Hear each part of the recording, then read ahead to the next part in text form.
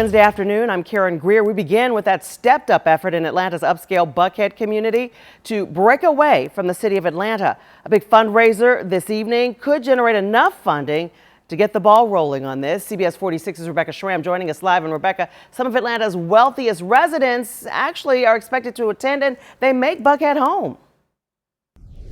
Yeah, and Karen, many of them are fed up with the recent spike in crime, like what happened here at Lenox Square just a few days ago. I just had an interesting conversation with a woman who's lived here for 5 years. She's not sure yet how she feels about Buckhead carving itself out of the city limits of Atlanta.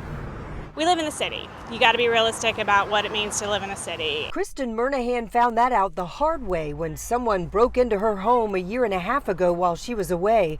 As she learns more about the push for Buckhead becoming its own city, she likes the idea of seeing quicker improvements in street repairs, that sort of thing, but she's not sure a Buckhead police force would keep criminals away. This is a pretty wealthy area, and they're going to come for the money. Sunday's shooting of a Lenox Square security guard, captured on cell phone video, is just the latest example of crime causing the Buckhead Cityhood Committee to work toward building a war chest to help fund its cityhood efforts. Meanwhile, another group has formed to try to stop the Buckhead cityhood movement. The Committee for a United Atlanta says Buckhead residents should instead focus on electing Atlanta leaders who will fight crime.